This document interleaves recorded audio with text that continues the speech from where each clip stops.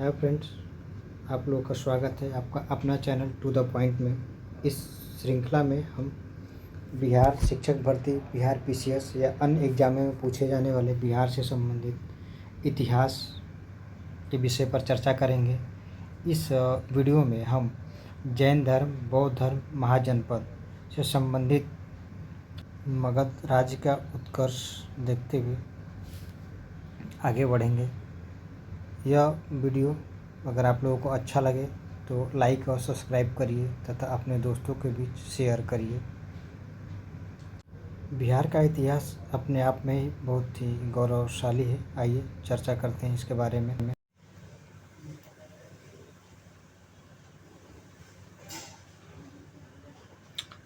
बिहार का ऐतिहासिक परिदृश्य बहुत ही गौरवशाली था। यहाँ से शिक्षा, धर्म, बौद्ध व जैन सभ्यता व संस्कृति आदि का प्रसार हुआ, जिसने संपूर्ण विश्व को सत्य, अहिंसा का मार्ग प्रशस्त किया। भारत के प्राचीन ग्रंथों जैसे कि रामायण, महाभारत से बिहार का विवरण प्राप्त होता है। इसके अलावा अथर्ववेद और पंचविश में भी इसके नामों का उल्लेख मिलता है। वास्तव में जो बिहार का सर्वप्रथम अस्तित्व आता है जब 1912 में बंगाल विभाजन को रद्द कर दिया जाता है। ठीक है, जब बंगाल विभाजन रद्द होता है तो उसी समय बिहार और उड़ीसा को मिलाकर के एक नया प्रांत बना दिया जाता है। फिर 1936 में, ध्यान दीजिएगा, 1936 में फिर उड़ीसा को, ठीक है, इस समय उड़ीसा हो गया है, उड़ीसा को बिहार से अलग करके एक नया राज्य बना दिया जाता है। फिर 2000 में बिहार का विभाजन होता है। बिहार से कुछ भाग को काट करके झारखंड बनाया जाता है। ठीक है, इतना बात ध्यान लगिएगा। मतलब बिहार का अस्तित्व सबसे पहले 1912 में आता है, फिर इसका पुनर्गठन होता है 1936 में, उड़ीसा को काट के अलग किया जाता है बिहार से। फिर बिहार से कुछ भाग को काट करके 2000 में छत्तीसगढ़ को बनाया जाता है। इतना ध्यान रखिएगा। आगे बढ़ते हैं। प्रागैतिहासिक काल, देखिए थोड़ा सा यहाँ पे जान लीजिए। इतिहास को अध्ययन की सुविधा की दृष्टि से इतिहास को इतिहासकारों ने 3 भागों में बांटा है: प्रागैतिहासिक काल, आद्य ऐतिहासिक काल और ऐतिहासिक काल। प्रागैतिहासिक काल में मनुष्य लिखना पढ़ना नहीं जानता था। मतलब इस काल का निर्धारण केवल पुरातात्विक साक्ष्यों के आधार पर होता है। आद्य ऐतिहासिक काल, इसमें मनुष्य लिखना पढ़ना तो जानता था, लेकिन आद्य ऐतिहासिक काल में मनुष्य लिखना पढ़ना जानता था, लेकिन उसकी जो भाषा थी, लिपि थी, अभी तक पढ़ा नहीं जा सका है। ठीक है, मतलब उसका इतिहास निर्माण में बहुत ज़्यादा योगदान है नहीं। वो भी एक तरह से पुरातात्विक साक्ष्यों की तरह ही काम करता है। ऐतिहासिक काल, इतिहास के उस काल को ऐतिहासिक काल कहते हैं जहाँ पे मनुष्य लिखना पढ़ना जानता था और इसको आधुनिक मानव ने पढ़ लिख रहा है, उसको डिकोड कर लिया है। जैसे कि ऋग्वेद के काल में जो भी लिपियाँ वगैरह विकसित हुई, पढ़ा गया है और वो इतिहास निर्माण में वेद है, पुराण है, ये सब ऐतिहासिक काल के हैं। महाभारत है, रामायण है। ठीक है, आगे बढ़ते हैं।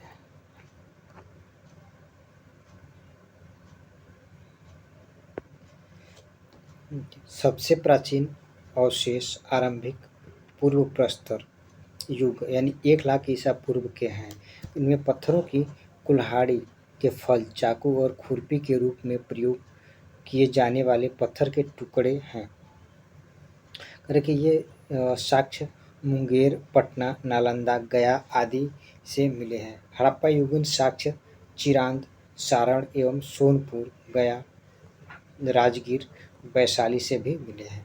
प्रागैतिहासिक बिहार को निम्न युग में विभाजित किया जाता है। मतलब इतिहास का जो प्रागैतिहासिक काल है बिहार का, उसको निम्न 3 भागों में डिवाइड किया जाता है। मध्य पाषाण काल, नवपाषाण काल, ठीक है, एक ताम्र पाषाण काल। ठीक है, मध्य पाषाण काल में 10,000 ईसा पूर्व से 400 ईसा पूर्व तक मध्य पाषाण काल है।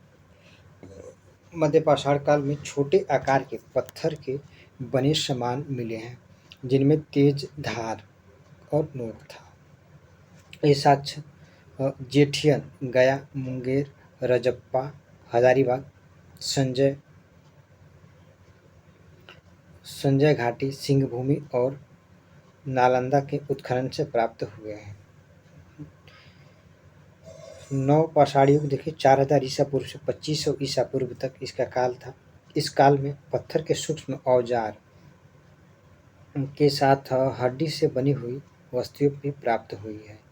नवपाषाण युग के अवशेष उत्तर बिहार में चिरांद, सारण जिला, चेचर, वैशाली से प्राप्त हुआ है।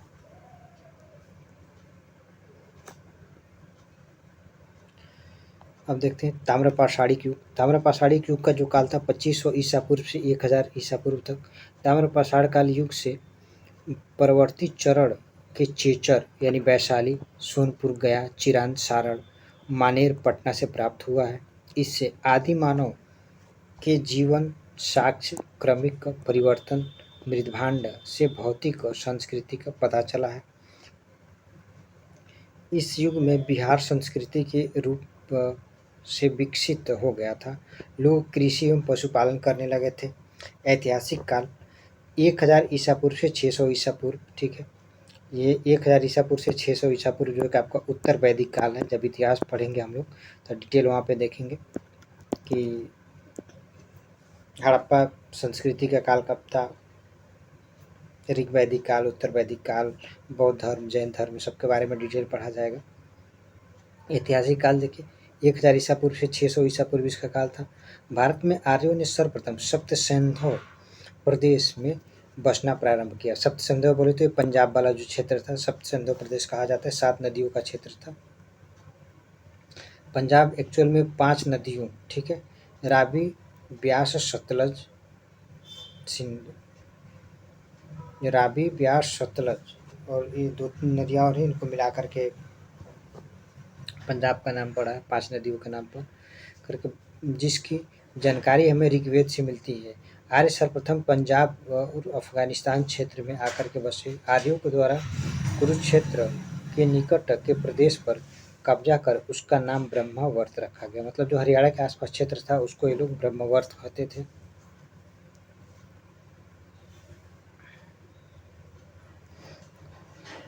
इसके उपरांत आर्यों ने गंगा यमुना द्वाब क्षेत्रों में कब्जा करके उस क्षेत्र का नाम ब्रह्मऋषि देश रखा। तो गंगा यमुना का जो द्वाब था उसको ब्रह्मऋषि पूछा जाता है, कई जगह पूछा है। बिहार एग्जाम में यूपीपीसीएस या बिहार पीसीएस में कई बार पूछा ब्रह्मऋषि कौन सा है। मतलब गंगा यमुना का जो द्वाब था ब्रह्मऋषि था। आर्यावर्त कुरुक्षेत्र वाला जो क्षेत्र था उसको आर्यावर्त कहा जाता है। मध्य देश हम देखिए करके इसके बाद आर्यों ने हिमालय और विंध्यन पर्वत क्षेत्र पर कब्जा कर उस क्षेत्र का नाम मध्य देश रखा। मतलब हिमालय और विंध्याचल के मध्य वाला क्षेत्र मध्य देश। अंत में बंगाल व बिहार तक आर्य संस्कृति का फैलाव के साथ संपूर्ण उत्तर भारत आर्यों के अधीन आ गया। कालांतर में यह क्षेत्र आर्यावर्त के नाम से जाना गया। अथर्ववेद तथा पंचवीस ब्राह्मण में बिहार का उल्लेख मिलता है और यहाँ रहने वाले को ब्रात्य, मतलब जो बिहार में यहाँ पे जो रहने वाले लोग थे स्थानीय लोग उनको ब्रात्य कहा गया। अथर्ववेद में बिहार को कीकट, ध्यान दीजिएगा, अथर्ववेद में बिहार को कीकट कहा गया है। यही सब प्रश्न पूछा जाता है, ये इंपॉर्टेंट है, ठीक है। ये जो छोटे छोटे शब्द होते हैं टेक्निकल, उनको याद रखना चाहिए। कीकट मतलब ऋग्वेद में बिहार को कीकट कहा गया। मत्स्य, वायु तथा ब्राह्मण पुराण बिहार के ऐतिहासिक स्रोत माने जाते हैं। मतलब जो बिहार का ऐतिहासिक जानकारी देता है, मत्स्य पुराण, वायु पुराण और ब्राह्मण पुराण में बिहार के जो ऐतिहासिक स्रोत माने जाते हैं। इन पुराणों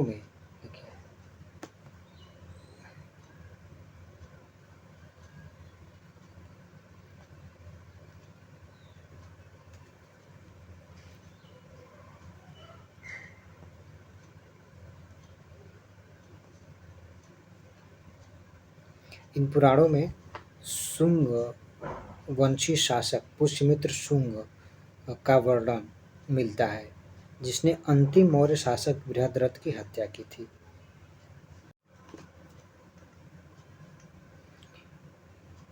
गया, राजगीर, पुनपुन आदि क्षेत्र को पुराणों में ठीक है। जैसे वायु पुराण, पद्म पुराण आदि में पवित्र क्षेत्रों को पवित्र श्रेणी में रखा गया है। वाराह पुराण में कीकट को अपवित्र प्रदेश बताया गया है। ऋग्वेद में कीकट क्षेत्र के अमित्र शासक प्रेम गंध की चर्चा आती है, जबकि आर्यों के सांस्कृतिक वर्चस्व का प्रभाव ब्राह्मण ग्रंथ की रचना के समय हुआ। आर्यों के विदेह क्षेत्र में बसने की चर्चा शतपथ ब्राह्मण में की गई है। इसको ध्यान रखिएगा, आर्यों के जो विदेह क्षेत्र में बसने की चर्चा शतपथ ब्राह्मण ग्रंथ में की गई है। इसमें विदेह माधव के द्वारा अपने पुरोहित गौतम रहुगण के साथ अग्नि का पीछा करते हुए सदानीरा नदी आधुनिक गंडक तक पहुंचने का वर्णन है। इस क्रम में अग्नि ने सरस्वती नदी से सदानीरा नदी तक जंगल को काट नहीं जला डाला, जिससे आर्यों को बचने में सहायता मिली। वाल्मीकि रामायण में मलद और करुड़ शब्द का उल्लेख बक्सर के लिए किया गया है, जहाँ ताड़िकाक्षसी का वध हुआ था। ध्यान दीजिएगा, आगे आइए। महाजनपद काल। अब देखिए, यहाँ से बहुत ही महत्वपूर्ण क्वेश्चन बनते हैं, लगभग हर एक एग्जाम में पूछा जाता है महाजनपद काल से। महाजनपद प्राचीन भारत में राज्यों या प्रशासनिक इकाइयों को कहते थे। 6ठी शताब्दी ईसा पूर्व के महाजनपदों का विवरण अंगुत्तर निकाय एवं भगवती सूत्र में मिलता है। इसमें 16 महाजनपदों का उल्लेख किया गया है। कहीं कहीं देखेंगे आपको किसी भी, जैसे पाणिनि के अष्टाध्यायी है, उसमें 22 महाजनपद का उल्लेख किया गया है पाणिनि के अष्टाध्यायी में। और एक दो जगह जो है कि बौद्ध ग्रंथों में, जैन ग्रंथों में अलग अलग मिलता है, लेकिन जो प्रमाणिक आपको माना गया है 16 महाजनपद ही प्रमाणिक माना गया है। और एक बात और ध्यान दीजिएगा फ्रेंड, कि विश्व में जो सबसे पहले लोकतंत्र का उदय होता है वो भारत में ही होता है। विश्व का जो सबसे पहले लोकतंत्र था वो बज्जी संघ था। ठीक है। 16 महाजनपदों में से 3 महाजनपद मगध, अंग और वज्जी बिहार में स्थित थे। ठीक है। 16 महाजनपदों में 3 तो बिहार में हो गए, 8 उत्तर प्रदेश में थे। ठीक है। एक बात ध्यान रखिएगा, यूपी में 8 महाजनपद हैं। ठीक है। और बिहार में 3 महाजनपद हैं। मगध के बारे में देखिए, मगध दक्षिण बिहार के पटना व गया जिले में स्थित था। इसकी प्रशासनिक राजधानी राजगीर थी। मगध सबसे शक्तिशाली महाजनपद था।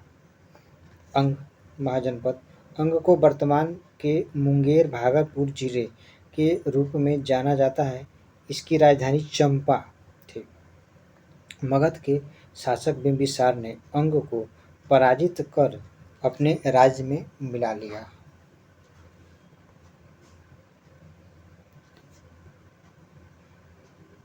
बज्जी महाजनपद के बारे में देखिए, यह 8 गणतांत्रिक कुलों का संघ था, जो कि उत्तरी बिहार में गंगा के उत्तर में अवस्थित था। इसकी राजधानी वैशाली थी। इसमें आज के बिहार राज्य के दरभंगा, मधुबनी, सीतामढ़ी, शिवहर और मुजफ्फरनगर जिले सम्मिलित हैं। ध्यान दीजिएगा, जो शिवहर जिला है, क्षेत्रफल की दृष्टि से बिहार का सबसे छोटा जिला शिवहर है। और क्षेत्रफल की दृष्टि से जो सबसे बड़ा जिला है वो पूर्वी चंपारण है। ठीक है, ध्यान रखिएगा फ्रेंड्स। आगे चलते हैं। देखिए बॉक्स में कुछ दिया है, इसे पढ़ लेते हैं। बिहार के चिरांद नामक पूरा स्थल से प्राचीन संस्कृति, ठीक है, कह रहा है कि बिहार के जो चिरांद नामक पूरा स्थल से प्राचीन संस्कृति नव पाषाणिक संस्कृति प्राप्त हुआ। देखिए बिहार पीछे 2021 में पूछा गया। मैं आपसे कह रहा था ना कि ये बहुत ही इंपॉर्टेंट है, हमेशा कुछ न कुछ क्वेश्चन यहाँ से कोई ना कोई पूछे जाते हैं। प्राचीन महाजनपद मगध की प्रथम राजधानी राजगिरी थी। देखिए 2020 में पूछा गया। पाटलिपुत्र में बुलाई गई प्रथम जैन संगीति के अध्यक्ष जो थे स्थूलभद्र थे। भगवान बुद्ध के महापरिनिर्वाण के बाद पहली बार बौद्ध संगीति का आयोजन राजगीर, ठीक है, या राजगृह में किया गया था। ओदंतपुरी शिक्षा केंद्र बिहार राज्य में अवस्थित बिहार, ठीक। बिहार पीछे से 2001 में पूछा गया। मतलब उदंतपुरी शिक्षा का केंद्र था बिहार में। ये उदयपुर विश्वविद्यालय ये पाल शासकों के द्वारा बनवाया गया है, ठीक है। पालों के द्वारा, जो पाल शासक थे उनके द्वारा, बंगाल के पाल शासक थे उनके द्वारा उदयपुरी बिहार बनवाया गया है। बिंबिसार किस वंश का राजा था? हर्यक वंश का। आगे सब मिलेगा, अभी आगे पढ़ा जाएगा तो इसमें आगे सब मिल जाएगा। पुराने लिच्छवी राज्य की राजधानी वैशाली थी, ठीक है। अभी आपसे हम चर्चा कर रहे थे कि जो विश्व का जो सबसे पहला गणराज्य था लिच्छवियों का ही था, उनकी राजधानी वैशाली थी, वैशाली था। प्राचीन भारत में पटना को किस नाम से जाना जाता था? पाटलिपुत्र, ठीक है। पाटलिपुत्र के नाम से जो उदाईन था, ठीक है, उदाईन, ठीक है, ये बसाता है पटना को। जैन धर्म देखते हैं। जैन धर्म के 24वें तीर्थंकर में प्रथम तीर्थंकर ऋषभदेव को जैन धर्म का संस्थापक तथा 24वें एवं अंतिम तीर्थंकर महावीर स्वामी को जैन धर्म का वास्तविक संस्थापक माना जाता है। देखिए, अगर पूछता है जैन धर्म का वास्तविक संस्थापक या जैन आंदोलन के प्रवर्तक, तो आपको महावीर लगाना है। जैन धर्म का संस्थापक पूछता है तो आपको ऋषभदेव को लगाना है। ऋषभदेव बहुत बार पूछा गया कि जैन धर्म के संस्थापक कौन थे? ऋषभदेव। जैन धर्म को यापनी तथा कुर्चक नामों से भी जाना जाता है। देखिए, यहाँ पे एक इम्पोर्टेंट पॉइंट निकल के आया। जैन धर्म को यापनी तथा कुर्चक के नामों से जाना जाता है। ऋषभदेव तथा अरिष्टनेमि का उल्लेख ऋग्वेद में हुआ है। विष्णु पुराण तथा भागवत पुराण में देखिए, इनको जो अरिष्टनेमि है ना, ठीक है, इनको भगवान कृष्ण का, ठीक है, भगवान कृष्ण का संबंधी बताया गया है, ठीक है। माना जाता है कि उनके रिश्तेदार थे अरिष्टनेमि। आइए आगे बढ़ते हैं।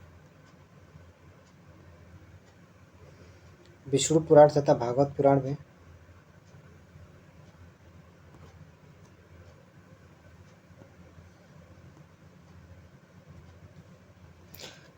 ऋषभदेव को नारायण कह रहा है कि विष्णु पुराण तथा भागवत पुराण में ऋषभदेव को नारायण के अवतार के रूप में वर्णन है। ऋषभदेव इनके जो प्रतीक चिन्ह था। ऋषभ, ठीक है, ऋषभदेव जो प्रथम जैन धर्म के संस्थापक थे, इनका जो प्रतीक चिन्ह ऋषभ ही था। ऋषभ मतलब बैल होता है, ठीक है, बैल इनका चिन्ह था। महावीर स्वामी के बचपन, ठीक है, बचपन का नाम वर्धमान था।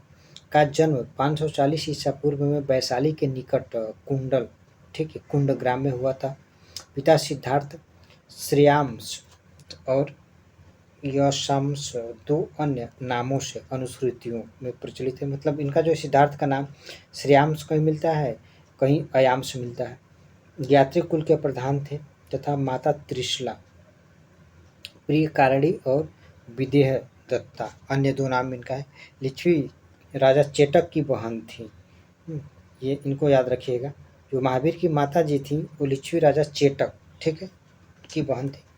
महावीर स्वामी की पत्नी यशोधा तथा पुत्री अड़ुंजा या प्रियदर्शना, ठीक है, दो नाम था इनका, अनुंजा या प्रियदर्शना का विवाह जमाली नामक एक क्षत्रिय से हुआ जो महावीर का प्रथम अनुयायी बना। ठीक है, देखिए, ये जो जमाली था महावीर स्वामी का प्रथम अनुयायी बनता है। सबसे पहले जो जैन धर्म में विद्रोह या विवाद होने का पहला बात उठता है इन्हीं से होता है। ठीक है, महावीर स्वामी का जो विवाद होता है सबसे पहले इसी जमाली से ही होता है।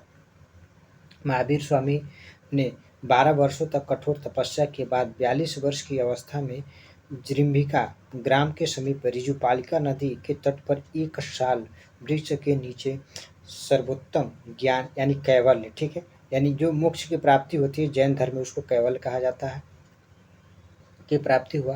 कैवल्य प्राप्ति के पश्चात वे जिन यानी विजेता, केवलीन, अहरत यानी योग्य, अहर्त पूज्य, निर्ग्रंथ, बंधनहीन कहलाए। ये सारे नाम उनके लिए हैं जो जैन धर्म में निर्वाण को प्राप्त कर लेते हैं, जो कैवल्य को प्राप्त कर लेते हैं, उनको जिन भी कहा जाता है।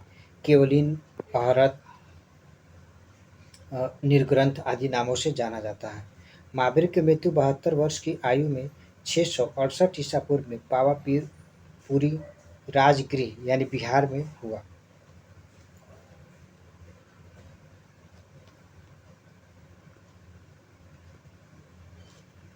महावीर की मृत्यु, ठीक है, ये देख लेते हैं।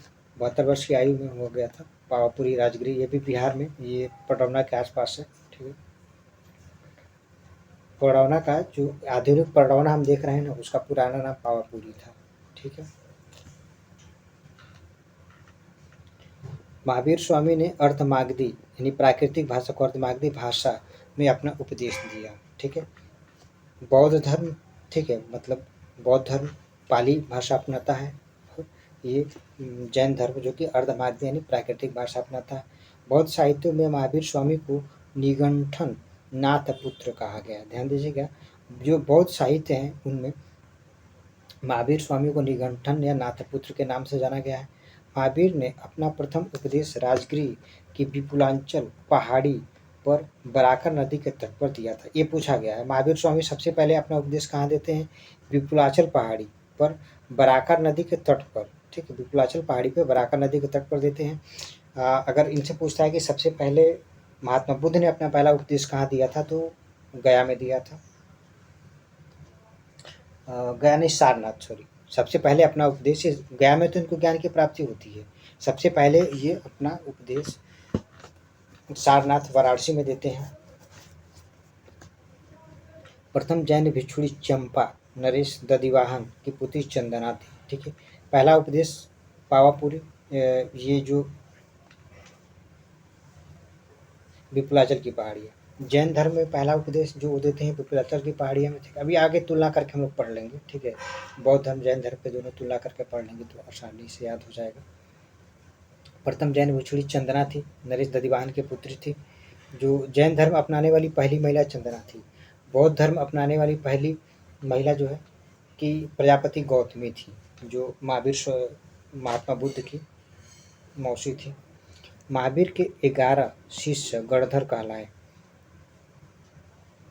मगध में 12 वर्षों का भीषण अकाल यानी 300 ईसा पूर्व के कारण, ठीक है, 300 ईसा पूर्व में मगध में 12 वर्षों का अकाल पड़ा। भद्रबाहु कर्नाटक यानी दक्षिण भारत चले गए, जबकि उनके कुछ अनुयायी स्थूलभद्र के नेतृत्व में ही रुके रहे। मतलब कुछ लोग थे जो अपने यहाँ ही रुके रहे और कुछ लोग दक्षिण भारत चले गए, ठीक है। दक्षिण भारत से वापस लौटने पर दोनों में, ठीक है, दक्षिण भारत से जब ये लोग लौट करके आते हैं भद्रबाहु के नेतृत्व में, देख स्थूलभद्र के नेतृत्व में लोग यहीं पर रुक गए, ठीक है। अब भद्रबाहु के नेतृत्व में लोग दक्षिण भारत चले जाते हैं कुछ। अब हुआ क्या कि जब दक्षिण भारत से जब 12 वर्ष का अकाल समाप्त हो जाता है तो दक्षिण भारत से भद्रबाहु आते हैं, ठीक है। यहाँ पे स्थूलभद्र रहते हैं। अब इन दोनों में, ठीक है, स्थूलभद्र में और भद्रबाहु में एक तरह से विवाद उत्पन्न हो जाता है। जैन धर्म को लेकर के लोग कहने लगते हैं कि आप लोगों ने जो स्थानीय यहाँ पे जो साधु वगैरह थे जो यहाँ पे रुक गए थे, मूल अपने यहाँ बिहार में जो रुक गए थे, वो लोग जैन धर्म का पालन नहीं किए हैं, ठीक है। इसी बात को लेकर के काफ़ी विवाद हो जाता है। लेकिन इसी विवाद को सुलझाने के प्रथम जैन संहिता का आयोजन किया जाता है, ठीक है। देखिए अभी आगे पढ़ लेते हैं। करके परिणाम स्वरूप भद्रबाहु के शिष्य दिगंबर, ठीक है, भद्रबाहु का शिष्य दिगंबर यानी नग्न एवं स्थूलभद्र के शिष्य श्वेतांबर श्वेतेश्वर धारण करने वाले कह रहा है। ध्यान दीजिएगा, जो लोग दक्षिण भारत में गए थे वे लोग वस्त्र को त्याग कर देते हैं, ठीक है। इसी जैन संहिता के बाद लोग वस्त्र त्याग करके दिगंबर हो गए। जो यहाँ पे स्थानीय साधु थे जो राजगिरी में रुक गए थे, वो लोग श्वेत वस्त्र धारण करने लगे और इनको श्वेतांबर कहा गया। दिगंबर और श्वेतांबर का कंसेप्ट 300 ईसा पूर्व में ही आता है जैन धर्म में। कर्म को जीव की ओर प्रवाह को आश्रय, ध्यान दीजिएगा, कर्म को जीव की ओर जो प्रवाह को आश्रय, ये सारे के सारे शब्द बहुत ही इंपॉर्टेंट है। आश्रय किसको कहेंगे? कर्म का जो जीव की ओर प्रवाह होता है उसको आश्रय कहते हैं। कर्म का जीव की ओर प्रवाह का रुक जाना, सर्वर, ये सभी पॉइंट पूछे गए हैं, ठीक है। ये सारे बिंदु जो हम बता रहे हैं, आश्रय, संवर, ये सब का सब पूछा गया है। एक हम शॉर्ट नोट्स हैंड नोट्स बना देंगे, ठीक है, एक हैंड नोट्स बना देंगे और उसी में जो सारे टेक्निकल शब्द हैं उसको वहाँ पे डिफाइन कर देंगे, आप लोग आराम से याद कर लीजिएगा। करके अवशिष्ट कर्म यानी पहले से व्याप्त कर्म का क्षय हो जाना या नष्ट हो जाना, ठीक है। निर्जरा, कर्म का जीव के साथ संयुक्त होना बंधन कहलाता है। जैन धर्म के जो त्रिरत्न थे, देखिए, सम्यक दर्शन यानी श्रद्धा हो गया, सम्यक दर्शन मतलब श्रद्धा, सम्यक ज्ञान और सम्यक आचरण। महावीर स्वामी के पंच महाव्रत, ठीक है, महावीर स्वामी के जो पंच महाव्रत है, देखिए इसको क्या क्या कहता है, अहिंसा, सत्य, आस्ते, अपरिग्रह, ब्रह्मचर्य, ये सभी त्रिरत्न के अनुशीलन में आवश्यक हैं। जैन धर्म आत्म, कर्म और पुनर्जन्म को मानता है तथा ईश्वर में विश्वास नहीं करता है। ठीक है। जैन धर्म में स्यादवाद, सप्तभंगी वो अनेकांतवाद में विश्वास रखता है। मतलब जैन धर्म को अन्य नाम एक स्यादवाद, स्यादवाद, सप्तभंगी भी कहा जाता है, अनेकांतवाद में विश्वास करता है। जैसे स्यादवाद का मतलब वो होता है ना कि जैन धर्म वाले किसी भी घटना को निश्चित नहीं कहते हैं। जैसे कि आप किसी जैनी से पूछेंगे, अगर वो सच्चा जैनी होगा, अगर आप पूछते हैं कि वो दुकान खुला था कि नहीं खुला था, खुला था या नहीं खुला था, तो वो कहेगा कि शायद खुला था, शायद नहीं खुला था, शायद हो सकता है खुला हो, शायद हो सकता है नहीं खुला हो, शायद खुला था। मतलब आपको वो निश्चित नहीं बताएगा। वो जो जैनी साधु है वो निश्चित नहीं बताएगा कि खुला था कि नहीं खुला था, कोई एक आंसर नहीं देगा वो। ठीक है, आपको मतलब एक तरह से ऐसे भौकाल में बांधेगा कि आप कंफ्यूज हो जाएंगे कि खुला था कि नहीं खुला था। ठीक है, ध्यान दीजिएगा। अब इसमें क्या है कि देखिए, अब वो झूठ बोलने से बचना चाहते हैं। अगर मान लीजिए वो कह देते हैं या वो जैन साधु कह देता है कि खुला था, अब गए दुकान नहीं खुला था, तो इसका मतलब वो क्या कि झूठ बोल दिया। अगर वो कह देते कि नहीं खुला था, अगर दुकान खुला तब झूठ हो गया। मतलब इससे झूठ से बचने के लिए वो लोग ऐसे अपनाते हैं। देखिए, जैन धर्म की जो संगतियाँ हैं उस संगतियों के बारे में देखते हैं। प्रथम संगति 310 ईसा पूर्व में, ठीक है, पाटलिपुत्र में अस्तुलभद्र नेतृत्व किए थे इसका। ठीक है, अस्तुलभद्र नेतृत्व किए थे जो भद्रबाहु थे। ठीक, ध्यान दीजिएगा, भद्रबाहु थे जो दक्षिण भारत चले गए थे, उन्होंने प्रथम बौद्ध संगीति का बहिष्कार कर दिया। ठीक है, वो लोग इसमें शामिल नहीं होते हैं। जो प्रथम जो जैन संगीति का आयोजन 310 ईसा पूर्व में जो दोनों बौद्ध समुदाय था, जो पाटलिपुत्र में कुछ मतलब राजगीर में रुक गए थे, जो दक्षिण भारत चले गए थे, इन दोनों के मध्य विवाद हो गया, क्योंकि जो स्थानीय लोग यहाँ थे उन्होंने जैन धर्म का पालन नहीं किया था। जैन धर्म का पालन भैया, अगर किसी का पेट नहीं भरा है तो आप उसे नैतिकता की बात नहीं कर सकते। नैतिकता की बात कर रहे हैं तो गलत बात है, क्योंकि सामने वाला का पेट नहीं भरा है तो आप उससे नैतिकता की बात नहीं कर पाएंगे। हुआ यही, यहाँ पे जो भी जैन साधु थे, लोगों के लिए खाने के लिए कुछ नहीं बचा था, तो लोग जैन धर्म का पालन किया, घंटा करेंगे। ठीक है, तो इसीलिए वो लोग जब आए दक्षिण भारत से, देखे थे जो स्थानीय साधु थे यहाँ पे अस्तुलभद्र के नेतृत्व में यहाँ पे रुके हुए हैं, ये लोग जैन धर्म का पालन नहीं किए हैं। ठीक है, तो इन्हीं दोनों के बीच जो विवाद था उसको दूर करने के लिए प्रथम जैन संगीति का आयोजन 310 ईसा पूर्व में पाटलिपुत्र में अस्तुलभद्र के नेतृत्व में होता है। अब भद्रबाहु ने, ठीक है, भद्रबाहु के नेतृत्व में, मतलब जो दिगंबर थे, दिगंबर जैन थे, वो लोग इसका बहिष्कार कर देते हैं। द्वितीय जैन संगीति जो कि 512 ईसा पूर्व में बल्लभी गुजरात में होता है। ठीक है, देव आरती श्रमण, ये मोस्ट इम्पॉर्टेंट, आप इसको लिख लीजिएगा क्योंकि ये कई बार पूछा गया है। ठीक है, जो द्वितीय बौद्ध संगीति होता है 512 ईसा पूर्व में होता है।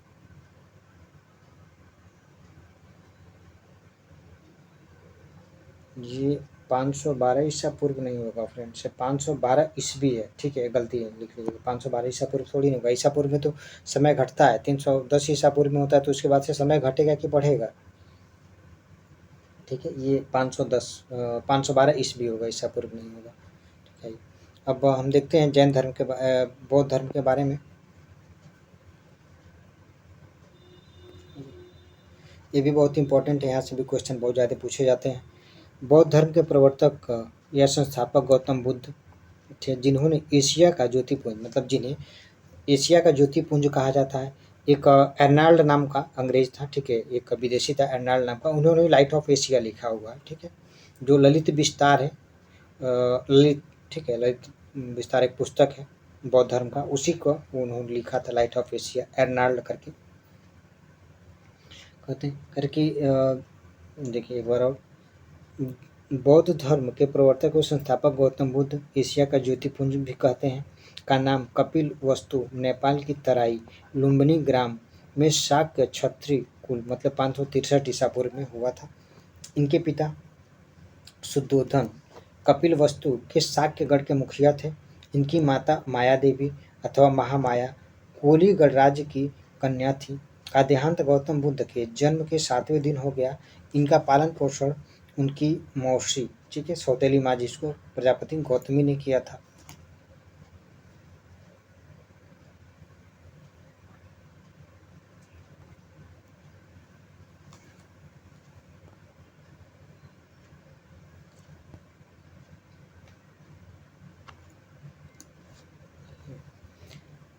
गौतम बुद्ध के बचपन का नाम सिद्धार्थ था। विवाह 16 वर्ष की अवस्था में यशोधरा यानी शाक्य कुल की कन्या, जिसे बौद्ध ग्रंथों में गोपा बिंबा भद्रकच्छना कहा गया, ये नाम पूछा गया है। जो यशोधरा उनकी पत्नी थी महात्मा बुद्ध की, उनका जो अन्य नाम था गोपा बिंबा कच्छना, ठीक है, इनका अन्य नाम था। तथा यशोधरा से उत्पन्न जो पुत्र राहुल, ठीक है, राहुल का अर्थ होता है एक और बंधन, आप डीप पढ़ेंगे तो उसमें दिखेगा। सांसारिक समस्याओं के कारण 29 वर्ष की अवस्था में गृह त्याग दिए। इसे बौद्ध धर्म में महाभिनिष्क्रमण कहा गया है। सर्वप्रथम बुद्ध अनूपीय यानी आम्र उद्यान में 1 सप्ताह रहने के बाद मगध की राजधानी राजगृह वैशाली के समीप अलार कलाम 6 सांख्य दर्शन के आचार्य थे, ठीक है। जो अलार कलाम उस समय थे, सांख्य दर्शन के जो अलार कलाम थे, बहुत ही प्रसिद्ध विद्वान थे सांख्य दर्शन के अलार कलाम। इनसे शिक्षा ग्रहण करते हैं। मतलब ये जो अलार कलाम थे, शिक्षा ग्रहण किए महात्मा बुद्ध, ठीक है। महात्मा बुद्ध ने अलार कलाम से शिक्षा ग्रहण किया। इनके प्रथम गुरु बने थे अलार कलाम। सांख्य दर्शन की शिक्षा यहीं से प्राप्त करते हैं महात्मा बुद्ध। अलार कलाम के बाद सिद्धार्थ की राजगिरी के रुद्र करामपुत से मुलाकात होती है। ये उनके दूसरे गुरु होते हैं। अलार कलाम के बाद जो रुद्र करामपुत्र इनके दूसरे गुरु थे महात्मा बुद्ध के। इनके बाद सिद्धार्थ उर्वेला बोध गया पहुँचे, जहाँ उन्होंने कौंडी, याद रखिएगा इनके मित्र हैं ये महात्मा बुद्ध के, कौंडिन, अंज, वप्पा, अरुषि, वधिया, ठीक है। कौंडिया, अंज, वप्पा, अशागी, ठीक है, ये अशाजी लिखा है ना, ये अशागी है, ये नाम अशागी है, ठीक है, अशागी, ठीक है। ये 5 इनके मित्र थे। ये मिल करके लोग एक साथ जाते हैं तपस्या करने के लिए, साधक मिलते हैं, ठीक है।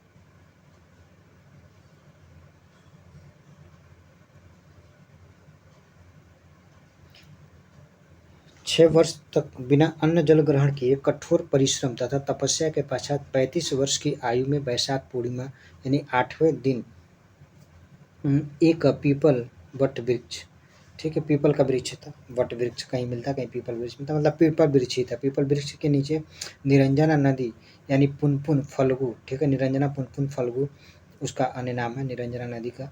नदी के तट पर सिद्धार्थ को ज्ञान प्राप्त हुआ। वे तथागत हो गए। तथागत का मतलब होता है कि विषय वस्तु का वास्तविक जानकार। ज्ञान प्राप्ति के पश्चात सिद्धार्थ को गौतम बुद्ध के नाम से जाना गया तथा जहाँ पर उन्हें ज्ञान प्राप्त हुआ बोध गया कहलाया। गौतम बुद्ध ने अपना प्रथम उपदेश सारनाथ ऋषि पत्तनम और मृगदाव में 5 ब्राह्मण सन्यासी को दिया। इसे धर्मचक्र प्रवर्तन कहा जाता है। देखिए जो महात्मा बुद्ध होते क्या है कि जब 6 वर्ष तक कठिन तपस्या करते हैं अन्न जल त्याग करके, इनको ज्ञान की प्राप्ति नहीं होती है। तो एक सुजाता नाम की कन्या थी, एक उस समय सैनिक था, उसकी पुत्री थी। तो वो क्या करती है कि वो इनको लाके खीर देती है और महात्मा बुद्ध उस खीर को खा करके, बुद्ध उस खीर को, मतलब पहले सिद्धार्थ उनका नाम रहता है, खीर को खा करके और अपनी तपस्या भंग कर लेते हैं। तो जो इनको 5 मित्र थे, कौंडी, अशागी, वप्पा, वधिया, ठीक है, और औज करके जो 5 मित्र थे, अब इनको कहते हैं कि ये पथभ्रष्ट हो गए हैं। ये निकले थे ज्ञान प्राप्ति करने के लिए, लेकिन अपना तपस्या भंग कर लिए, पथभ्रष्ट हो गए और ये छोड़ करके इनको महात्मा बुद्ध को वहाँ से ये चले आते हैं सब सारनाथ 5, ठीक है। अब ये फिर एक बार और समाधि लगाते हैं वैशाख पूर्णिमा से, वैशाख पूर्णिमा जो रहती है उससे 8 दिन पहले ये मतलब 7 दिन पहले समाधि में बैठते हैं। अब इनको 8वें दिन जो बैसाख पूर्णिमा होती है उसी दिन ज्ञान की प्राप्ति हो जाती है और वहाँ से आते हैं फिर इन्हीं पाँचों को यहाँ पे सारनाथ में जो इनके पाँचों मित्र रहते हैं उनको अपना प्रथम शिष्य बनाते हैं और उनको उपदेश देते हैं। इसी को प्रथम उपदेश को ही धर्मचक्र प्रवर्तन कहा गया है। हिरण्यावती नदी के तट पर स्थित कुशीनारायण देवरिया उत्तर प्रदेश में बुद्ध की मृत्यु 80 वर्ष की अवस्था में 483 ईसा पूर्व में हो गया। महापरिनिर्वाण कहा गया। ठीक है, ये आए थे कुशीनागरा में उपदेश देने के लिए, लेकिन ये चुंद, ठीक है, ध्यान दीजिएगा, चुंद नामक एक इनका शिष्य था। ठीक है, वो शिष्य इनको सब्जी देता है, मतलब भोजन के लिए आमंत्रित करता है, किसी को मना नहीं करते थे।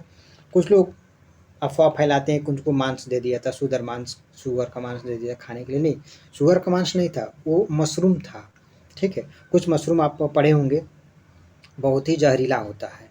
वो मशरूम खाए और मशरूम खाने की वजह से, चूँकि वो जहरीला मशरूम था और वो समझ नहीं पाया उनका शिष्य, ठीक है, जो महात्मा बुद्ध का शिष्य था, वो ये नहीं जान पाया कि ये मशरूम जहरीला है। हाँ, उसी की सब्जी बना करके दिया और वो खाए, उनको वहीं से अतिसार हो गया। अतिसार हो गया, वहाँ से उल्टी करते हुए खून का दस्त होने लगा उनको और आ करके यहाँ पे उनकी मृत्यु हो जाती है कुशीनगर में।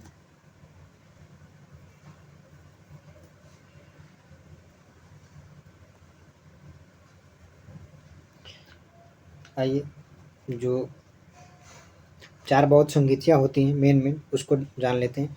प्रथम बौद्ध संगीति 483 ईसा पूर्व में, स्थान राजगृह था, अध्यक्ष महाकश्यप थे और अजातशत्रु का कार्यकाल था। द्वितीय बौद्ध संगीति, जब महात्मा बुद्ध जब जैसे मरते हैं ना, उसी समय तुरंत प्रथम बौद्ध संगीति का आयोजन किया जाता है।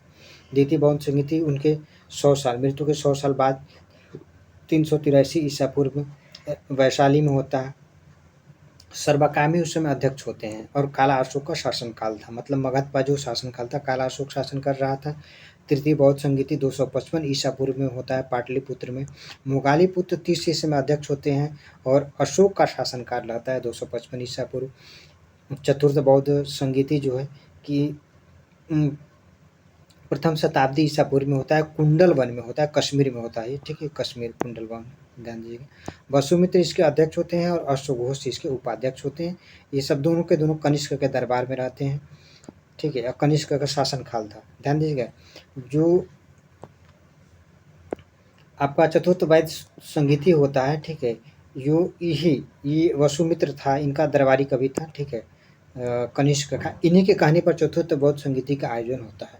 ठीक है, अगर मैं आपसे पूछूं पांचवी बौद्ध संगीति का आयोजन कब होता है, तो पांचवी बौद्ध संगीति का आयोजन हर्षवर्धन के शासनकाल में। ध्यान दीजिएगा, ये तो चौथा दिया है ना, फिफ्थ।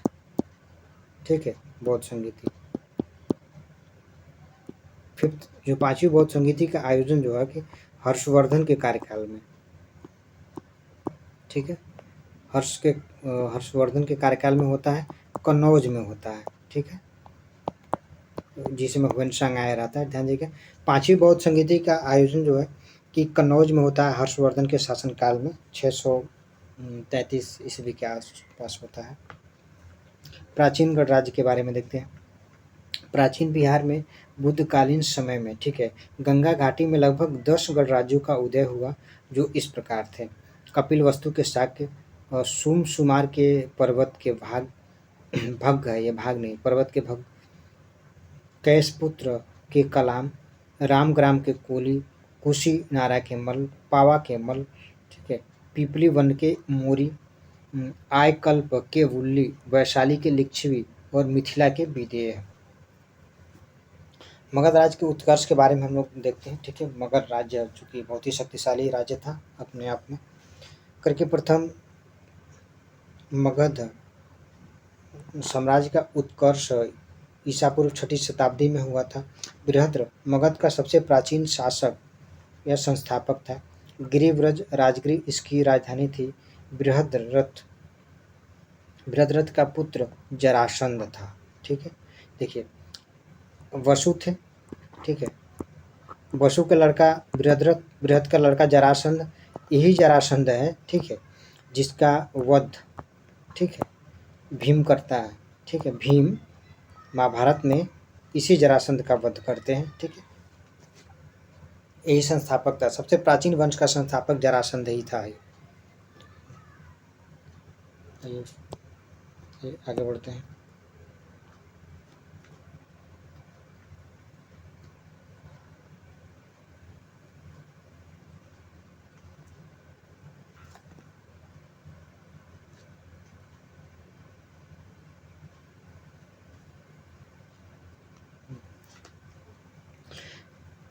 करके इसे मगध साम्राज्य का वास्तविक संस्थापक माना जाता है, ठीक है।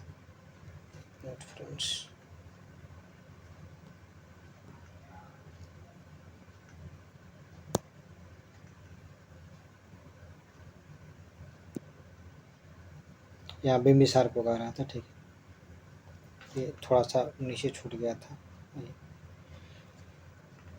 करके बृहद्रथ, बृहद्रथ मगध का सबसे प्राचीन वंश का संस्थापक था। गिरिव्रज यानी राजगिरी इसकी राजधानी थी। बृहद्रथ का पुत्र जरासंध था, ठीक है। बृहद्रथ का पुत्र जरासंध था।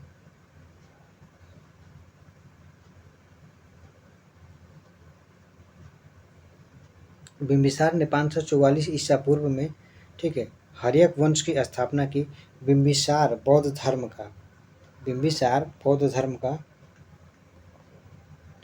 अनुयायी था।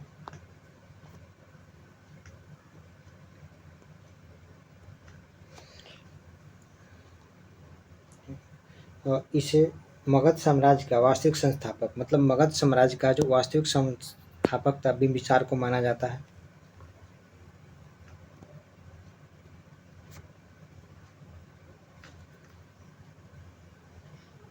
बिंबिसार ने अंग राज्य को जीतकर वहां के शासक ब्रह्मदत्त को हराकर अजातशत्रु वहां का शासक नियुक्त हुआ। बिंबिसार ने राजगिरी को निर्मित कर उससे राजधानी बनाया और 52 वर्षों तक शासन किया बिंबिसार राजगिरी पे। बिंबिसार ने जैन साहित्यों में श्रेणी तथा मत्स्य पुराण में श्रेष्ठी कहा जाता है। ये क्वेश्चन इम्पोर्टेंट है, ध्यान दीजिएगा। कह रहा है कि क्षेत्रोजस, बिंबिसार को जैन साहित्यों में श्रेणी, ठीक है, और मत्स्य पुराण में क्षेत्रोजस। आयुर्वेदाचार्य जीवक ने तक्षशिला विश्वविद्यालय में शिक्षा प्राप्त की थी, ठीक है। आयुर्वेद के जो प्रकांड विद्वान थे, जीवक, ये तक्षशिला विश्वविद्यालय में ज्ञान की मतलब शिक्षा ग्रहण किए थे। बिंबिसार ने अपने राजवैद्य जीवक को महात्मा बुद्ध की सेवा शुश्रूषा तथा अवंती नरेश चंड प्रदूत की चिकित्सा यानी पांडु रोग से पीड़ित था के लिए भेजे थे।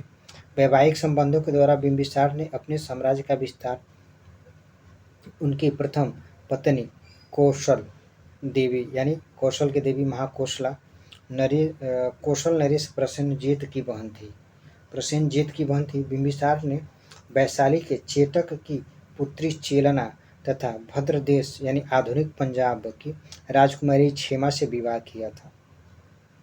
493 ईसा पूर्व में अजातशत्रु यानी कुड़िक के नाम से बिंबिसार की हत्या कर गद्दी पर बैठा करके 32 वर्षों तक शासन किया। उसे कुड़िक के उपनाम से भी जाना जाता है। एक थोड़ा सा यहाँ पे ध्यान से सुनिएगा। जो अजातशत्रु था बिंबिसार की हत्या कर दिया, ठीक है। वो हत्या किया क्यों कि महात्मा बुद्ध के एक चचेरे भाई थे देवदत्त, ध्यान दीजिएगा। महात्मा बुद्ध के चचेरे भाई का नाम देवदत्त था, ठीक है। ये थोड़े से कुटिल स्वभाव के थे, ठीक है। इन्होंने भड़काया अजातशत्रु को। ये अजातशत्रु को भड़काते हैं और ये क्या करता है, अपने पिता की हत्या कर देता है। देवदत्त चूंकि महात्मा बुद्ध को कई बार घायल कर चुके थे। महात्मा बुद्ध के रहते हुए बौद्ध धर्म का यानी बौद्ध संघ का सर्वे सर्वा मतलब बौद्ध धर्म का अध्यक्ष बनना चाहते थे, बौद्ध संघ का अध्यक्ष बनना चाहते थे महात्मा बुद्ध के रहते हुए। चूँकि महात्मा बुद्ध के होते ये संभव नहीं था। इन्होंने उसी चक्कर में कई बार महात्मा बुद्ध की हत्या करने की कोशिश की देवदत्त ने ही अजातशत्रु को भड़काया और अजातशत्रु ने अपने पिता बिंबिसार की, ठीक है, हत्या कर दी। बाद में एक बौद्ध संगीति का एक बार महात्मा बुद्ध से ये अजातशत्रु मिला था, ठीक है। एक बार का हमेशा ये उनका अनुयायी था, बहुत अच्छा व्यक्ति था ये अजातशत्रु। महात्मा बुद्ध से मिला तो उन्होंने पूछा कि ऐसा क्यों किए, तो वो कह रहा कि मतलब भगवान, उनको भंते कहता था वो, भंते मैंने ऐसा देवदत्त के कहने पे किया है, ठीक है, मतलब देवदत्त के भड़काने पे मैंने ऐसा किया है। अजातशत्रु के मंत्री वर्षकार के द्वारा वैशाली के लिच्छवी में फूट डालने का प्रयास किया गया, ठीक है। फूट डालने के कारण, ठीक है, करके अजातशत्रु के मंत्री वर्षकार के द्वारा वैशाली के लिच्छवी में फूट डालने के कारण वज्जित संघ ने अजातशत्रु के विजित, ठीक, अजातशत्रु ने विजित किया और इसी युद्ध में अजातशत्रु रसमूलक तथा महाशिलाकंटक नामक नवीन हथियारों का प्रयोग किया। अजातशत्रु के शासन काल के 8वें वर्ष महात्मा बुद्ध को निर्माण की प्राप्ति हुई। मतलब जो महात्मा बुद्ध मरते हैं अजातशत्रु के शासन काल में ही मरते हैं, तथा प्रारंभ में अजातशत्रु जैन धर्म का अनुयायी था। ध्यान रखिएगा, प्रारंभ में जैन धर्म का अनुयायी था, बाद में महात्मा बुद्ध के प्रभाव में आ जाता है और ये बौद्ध धर्म ग्रहण कर लेता है। 461 ईसा पूर्व में उदयन ने अजातशत्रु की हत्या कर दी और मगध की गद्दी पर बैठा। अब अजातशत्रु का लड़का उदयन, ठीक है, ये पाटलिपुत्र की स्थापना यही करता है, ध्यान दीजिएगा, पाटलिपुत्र की, ठीक है, पाटलिपुत्र की स्थापना यही करता है अजातशत्रु। बाद में जो पाटलिपुत्र पटना के नाम से स्थापित होता है वो शेरशाह सूरी करता है। उदयन ने गंगा तथा सोन नदी के संगम पर पाटलिपुत्र नगर की स्थापना की, ठीक है। देखिए ये मैं बताना चाहता था आप लोगों को, और अपनी राजधानी बनाया। उदयन भी जैन धर्म का अनुयायी था, क्योंकि पाटलिपुत्र को कुसुमपुर के नाम से, अब देखिए अब उदयन क्या कहता है कि पाटलिपुत्र को कुसुमपुर के नाम से भी जाना जाता है। हर्यक वंश का जो अंतिम शासक नागदशक या दर्शक की, उसके अमात्य शिशुनाग ने 412 ईसा पूर्व में पदच्युत करके अधिकार कर लिया और शिशुनाग वंश की स्थापना की। शिशुनाग ने अवंती तथा वत्स राज्य को जीत करके मगध साम्राज्य में मिला लिया। ये पूछा गया कि अवंती को कौन मगध साम्राज्य में मिलाता है, तो शिशुनाग मिलाता है। शिशुनाग ने पाटलिपुत्र के स्थान पर वैशाली को अपना राजधानी बनाता है, ये भी पूछा गया है। अब देखिए, राजगिरी पहले राजधानी था, राजगिरी से उदयन पाटलिपुत्र लाता है। अब जो शिशुनाग है वैशाली लेके आ जाता है राजधानी पाटलिपुत्र से, मतलब पाटलिपुत्र को, ठीक है, पाटलिपुत्र के स्थान पर वैशाली दूसरी राजधानी बना लेता है। शिशुनाग के उत्तराधिकारी काला अशोक को काकवड़ भी कहा जाता है, ठीक है। काकवड़ इसको इसलिए कहते हैं, बहुत कौवा काला था ये, ठीक है, काला अशोक बहुत काला था इसलिए इसको काकवड़ भी कहा जाता है। ने वैशाली के स्थान पर पुनः पाटलिपुत्र को अपना राजधानी बना लिया। जो काला अशोक था, ठीक है, काला अशोक ने पुनः पाटलिपुत्र को राजधानी बनाता है। काला अशोक के समय 10वें वर्ष वैशाली में द्वितीय बौद्ध संगीति का आयोजन हुआ करके इस संगीति में अस्थावीर और महासंघिक नामक 2 संप्रदायों का उद्यान हो गया, ठीक है। नंदीवर्धन, ठीक है, नंदीवर्धन इस वंश का अंतिम संस्थापक था। किस वंश का? हर्यक वंश का, ठीक, हर्यक वंश अभी तक पढ़े थे। हर्यक वंश का अंतिम संस्थापक नंदीवर्धन था करके महापद नहीं सॉरी शिशुनाग वंश का, ये शिशुनाग वंश का अंतिम शासक था, ठीक। नंदीवर्धन जो है कि शिशुनाग वंश का अंतिम शासक था। महापद्म नंद वंश का संस्थापक, जिसे कि पुराणों में शूद्र कहा गया है करके पुराणों में उसे सर्व क्षत्रांतक ये पूछा गया है, ठीक है। महापद्म नंद को पुराणों में सर्व क्षत्रांतक यानी क्षत्रियों का नाशक, ठीक है, भार्गव, दूसरे परशुराम, ठीक है, दूसरे परशुराम का अवतार, तो उसने एक राट तथा एक छत्र की उपाधि देने की। ये सारा का सारा जो उपाधि है, ठीक है, ये सारी जो महापद्म नंद के बारे में सब इम्पोर्टेंट है। उसको सर्व छत्रांतक, दूसरा परशुराम और एक छत्र की उपाधि धारण करने के लिए एक राट कहा गया है। घनानंद नंदवंश का अंतिम शासक था, जिसे यूनानी लेखक अग्रमीज कहा, ठीक है, यूनानी लेखक किसे घनानंद को अग्रमीज कहते हैं। ये सिकंदर का समकालीन था सिकंदर 325 ईसा पूर्व में घनानंद के समय भारत पर आक्रमण किया। चंद्रगुप्त मौर्य ने 322 ईसा पूर्व में अपने गुरु चाणक्य की मदद से घनानंद की हत्या कर मौर्य वंश की स्थापना की। 6ठी शताब्दी ईसा पूर्व में सुक्तिमती या शक्तिमती, ठीक है, ये चेदी वंश का वो राजधानी होता है, ठीक है, जिसे कि स्वत्तिवती भी कहते हैं, चेदी गणराज्य, देखिए वही आगे मिल गया करके चेदी महाजनपद आधुनिक बुंदेलखंड के पूर्वी भाग की राजधानी थी। मतलब जो शक्तिवती या सुत्तिवती था वो चेदी महाजनपद था, उसकी राजधानी था।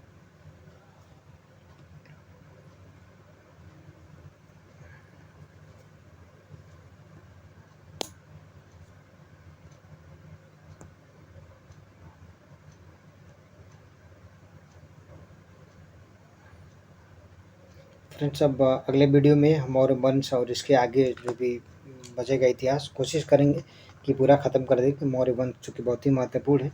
ये 50 मिनट के करीब वीडियो हो गया, बहुत लंबा वीडियो मैं नहीं डालना चाहता हूँ, इसलिए इसको अगले वीडियो में पार्ट 2 करके दूसरे पार्ट में हम डालेंगे। वीडियो देखने के लिए बहुत बहुत धन्यवाद। अच्छा लगे तो चैनल को लाइक और सब्सक्राइब कीजिए। मिलते हैं नेक्स्ट वीडियो में मौर्य साम्राज्य का उत्कर्ष और पतन के साथ। मौर्य साम्राज्य बहुत ही महत्वपूर्ण टॉपिक है, इससे बराबर क्वेश्चन पूछे जाते रहते हैं सभी एग्जामों में। बिहार पीसीएस या बिहार शिक्षक भर्ती में इससे क्वेश्चन पूछे जाने की संभावना प्रबल है, इसलिए वीडियो लंबा ना हो, इसको हम अगले वीडियो में डिस्कस करेंगे। धन्यवाद।